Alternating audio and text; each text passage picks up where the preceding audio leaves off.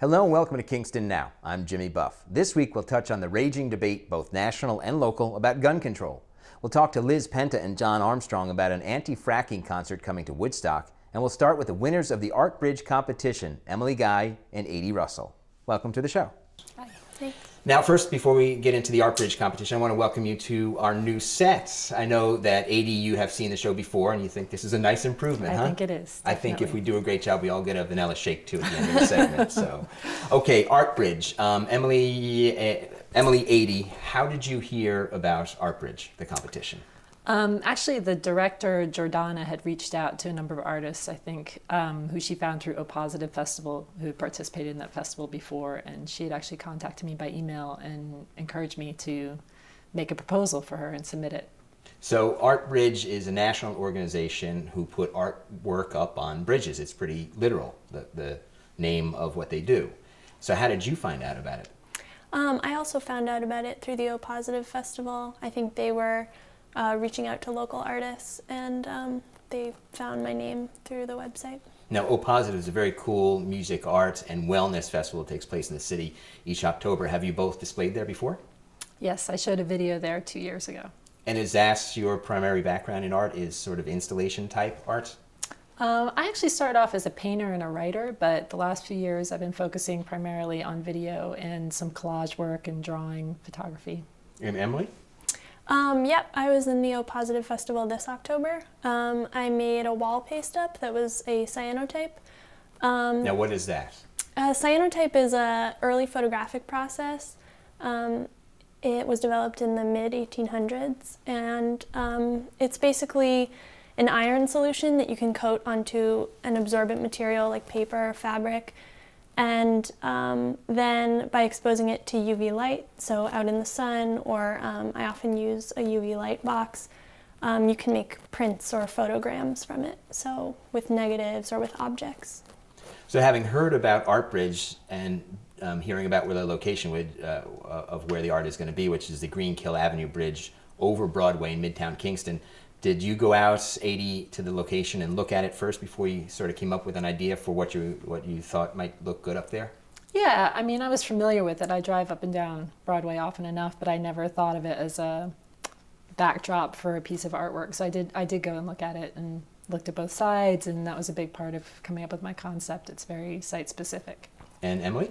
Yeah, for me as well, it's a really familiar spot. I drive under it a lot, so I immediately knew where it was and what it was, and then went over and took a look at it. Were you immediately inspired with your idea? Now your idea, the one that was selected as one of the winners, is Phases of the Moon. Mm-hmm. Did that come to you pretty quickly? Yeah, it's a symbol that I've worked with a lot in the past, and I really was thinking about a public audience, and I wanted to make something that really fit the shape of the bridge as well.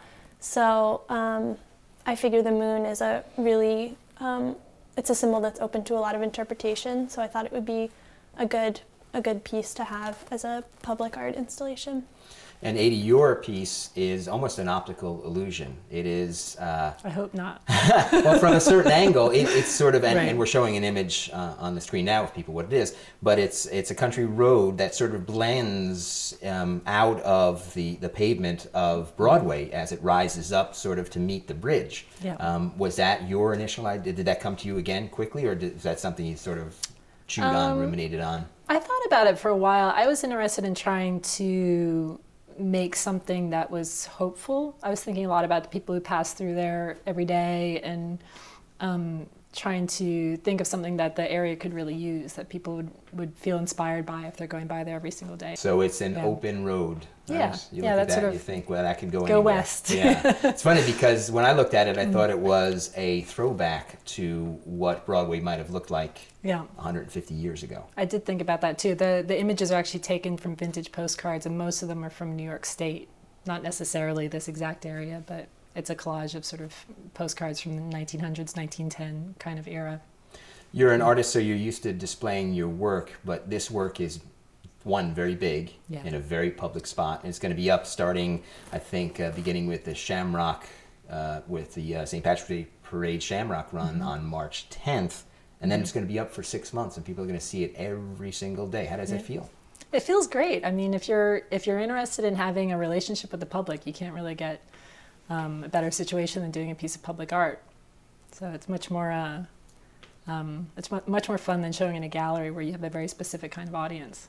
And Emily, you're a fairly recent college graduate. Have you had much of your work shown?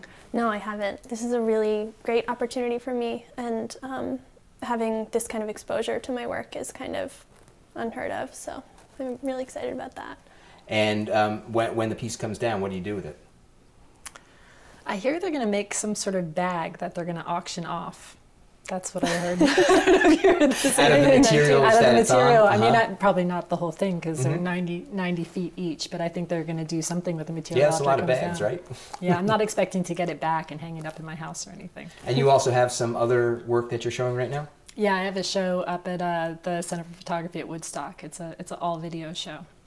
And Emily, what's going on with you art-wise? I'm an intern at the Women's Studio Workshop in Rosendale.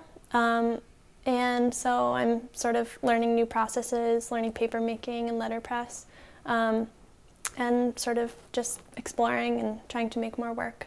Terrific. Well, thanks for being on the show. Congratulations, both of you, for being chosen out of, I think, well over 100 submissions, right? Yep. And we will get you that vanilla milkshake when we come back. Great. Thanks a lot. Thanks. You're watching Kingston Now. Next, it's Liz Penta and John Armstrong to talk about an all-star anti-fracking concert coming to Woodstock.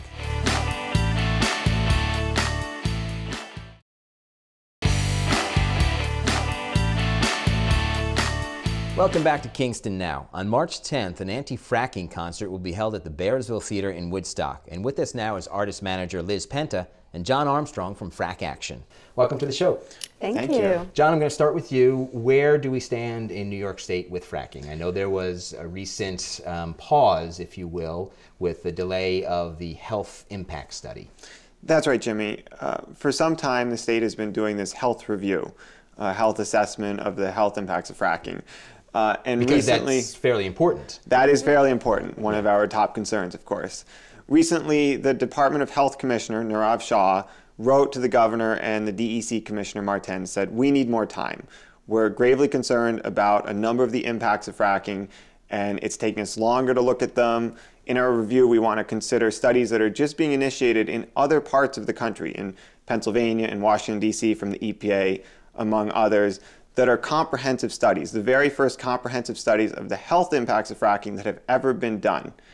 As we look at that from the advocacy side and from residents of New York State concerned about fracking, we're saying that that's right. We've been calling for a comprehensive health study for years from the beginning, and now we're very pleased to see that the state is moving in that direction, and we hope that they will go far down that path and look at this in a very thorough, comprehensive manner. So in a sense, it's a moratorium on the moratorium. Is there any timetable on when the health impact study will be finished? The commissioner said there'd be a few weeks until he was done with his review, which is essentially a review of what has already been done. And what we believe needs to come out of that review is an assessment that no comprehensive studies have been done, and they still haven't been done in New York State, and that before we make a decision about fracking, we need to do such a comprehensive study that looks at the pathways of exposure, the radiation, the wastewater, the air pollution concerns. Because the DEC and the governor of New York State has set a standard that we will only move forward with fracking if we can address all public health concerns. We want to make sure that that standard is met and nothing short of it. The battle against fracking in New York State has been going on for several years, certainly since the current governor took office. The moratorium precedes him. And there's been a feeling that he is going to open up New York State for fracking all along. Do you get a sense that maybe that's shifting a little bit? This latest delay is certainly a good sign. From the beginning, the governor has said, all watersheds are sacrosanct, we want to protect public health, and we're going to make this decision based on the science. That's the same thing we've said. We want to make this decision based on the science. From what we've seen in other states and from our medical experts and our scientists, it seems very clear to us that if you look at the science, fracking cannot be done safely, and we should not have it at all.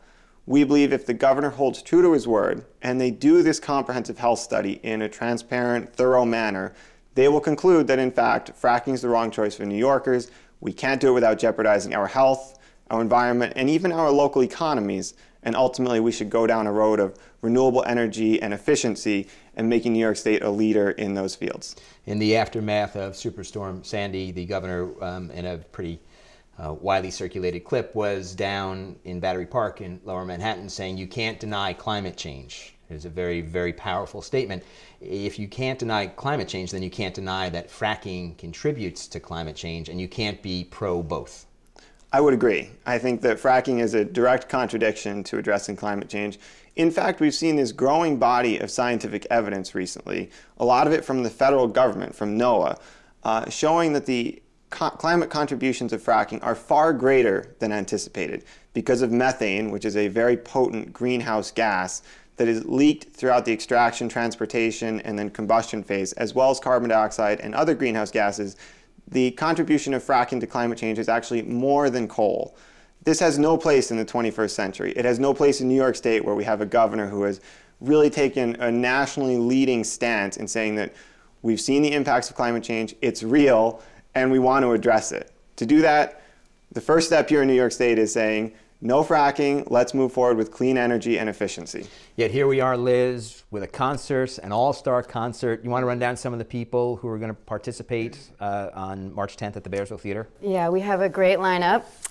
We have Natalie Merchant, Jack DeJeanette, Amy Helm, Rachel Yamagata, John Medeski, Marco Benevento, Tracy Bonham, Simi Stone, Bethany Yarrow, Gail Dorsey, lots of others. It's really great talent. So we've got people performing because it's not a foregone conclusion that New York will be an anti-fracking state. And it's important to a lot of people. Like, I know that you're an artist manager, you represent John Medeski, who I've heard in interviews talk about him sort of just like, oh, it sounded fracking when he first heard about it. It doesn't sound that terrible. But when he learned about it and being a resident of the area, that really sort of got his activism up. Tell me about that. Well, all of these people are local, and I think it's important to all of them. And I think artists, like, you know, when they're moved by something, you know, creative people, they tend to need to take a stand. And this is a great way we can all contribute by doing what we do. You know, we can support Frack Action, who, you know, they take the lead in this battle, you know, and they're doing the work on the front lines. And what we can do is contribute by what we do, which is we create, make music, you know, create events. And raise some funds. And raise money, yeah. Terrific. And people can get tickets. RadioWoodstock.com. There's a web address I'm fairly familiar with. Indeed. Information and tickets available at RadioWoodstock.com. What is, John, what's the next step in the anti-fracking fight in New York State? Anticipating the results of the health impact study, and then what happens after that? Well, given the newfound focus on public health that this delay has brought forth, we will be forcefully articulating many of the unmitigatable health impacts of fracking and the countless reasons why it's important to give this a comprehensive study. We've already brought up many of the victims from Pennsylvania to come and share their stories. We've put forth a lot of the science, but we will be making sure that there's the political space in the midst of this terrible misinformation and army of lobbyists from the gas industry who are trying to influence this decision based on their out-of-state and in many cases out-of-country interests. We'll be creating the space from the people and the wonderful artist community who help bridge that gap for regular citizens to have their voices heard in government when they don't have their own lobbyists and they don't have millions of dollars in TV campaigns, to make sure that the science, the actual science, is articulated, heard, and given the attention it deserves in dictating the ultimate decision and the results of this debate. Terrific. Well, thanks for being here. Thanks for having us. Thanks so much, Jimmy. This is Kingston Now. Next, we're joined by Robert Burke Warren, otherwise known as kids performer Uncle Rock, to talk about a very grown-up topic, gun control.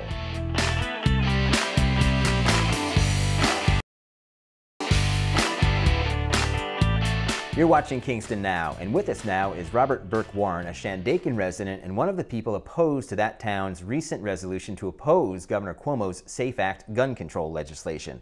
That's a lot of opposing, Robert Burke Warren. Now, to give people some background, the governor passed some legislation early in the new year with some gun control restrictions that advocates of guns found offensive. They didn't agree with it. They thought it was passed wrongly. And so the town of Shandaken, where you live, came up with this idea to pass a non-binding resolution just saying we don't like this. Is that it in a nutshell? As I understand it, that's it. They don't like any of the SAFE Act, as I understand it. I think they're okay with the mental health aspects of it, like strengthening the mental health care system. But for the most part, they oppose not only, as you say, how it was passed, but also they think that background checks, registering every 5 years, re-registering every 5 years, mandatory background checks, limits on how many bullets can be in a magazine, limits on the type of weapons that can be sold. Those are all, in their minds, infringements on their Second Amendment rights. And that's all part of the SAFE Act. So when I heard that this was going down in my little town, and that this opposition to the SAFE Act was going to go out as the town of Shandaken's opinion on the SAFE Act, I thought, well, that doesn't really speak for me at all. So I need to go on record to say that it doesn't speak for me as a Shandaken resident, a proud Shandaken resident, actually. I am in line with Cuomo and Obama in their efforts to make it harder for people to acquire certain types of guns. And I'm with them, I am in line with them to make it harder for people to sell guns without conducting background checks. Like I think it's 40% of gun sales take place with privately, and there's no, as it stands now, there's no need to do a background check on those people. And so, for me, it's a start. Well, to take people back again, so there was a regularly scheduled town meeting. Right. That people can come out and can voice their support or objection to whatever issues are being raised that night. Exactly. And at that meeting, there was loud and vocal opposition to the resolution that the town board was trying to and eventually did pass. Yes. The numbers, I think I saw written up for something like 10-1 opposing the Shandaken resolution. At least. I only remember one guy who was a former gun dealer. One guy got up and said that he supported their resolution. Now, those are just the people who got up and spoke.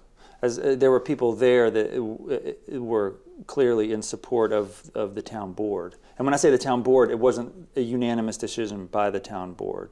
So anyway, but yes, there was a lot of vocal people getting up and speaking and making their opinions known. Why were you compelled to speak out that night? I mean, you kind of know the makeup of the town board. You probably had a feeling that it was going to pass regardless of what you said? I did. I did. I knew that the chances of it not passing, that's actually, not true. There was a chance that it could have gone the other way. Unlike what happened in the Ulster County legislature. Yes, that was right. a done deal. Everyone knew how that was going to go down. But for my little town, that's one of the things I love about my little town, is that in so many, whether it's school board issues or whether it's town council issues, it's never 100% that it's going to go one way or the other, which keeps things lively. But you asked me why I went, what compelled me to go. And I'm a parent, I'm a dad of a 15-year-old, and the uptick in gun violence, especially in schools, has happened over the course of my being a father.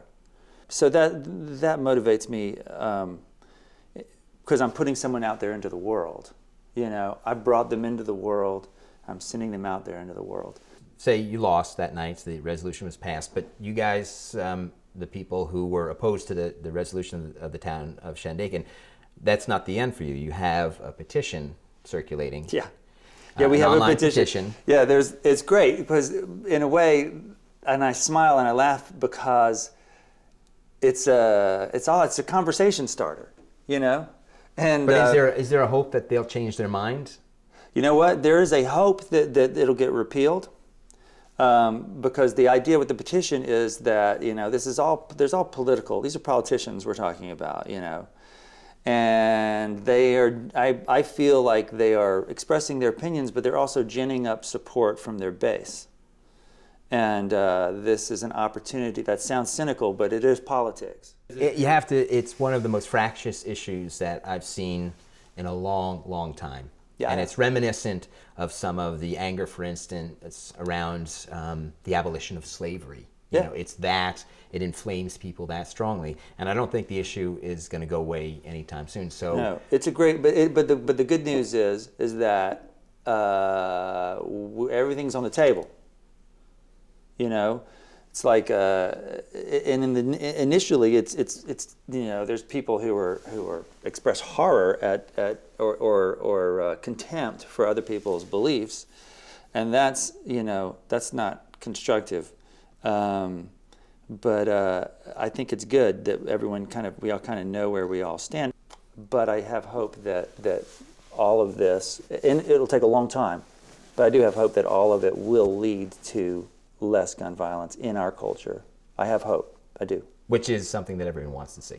Yes, it is. Thanks for being here, Robert. Thanks for having me. That's it for this week's show. Our thanks to Adie Russell and Emily Guy. Look for the Art Bridge installation on the Greenkill Avenue Bridge, March 10th. Thanks to Liz Penta and John Armstrong. For tickets to We Shall Not Be Moved, an evening of spirituals to benefit Frack Action, go to RadioWoodstock.com. And thanks to Robert Burke Warren.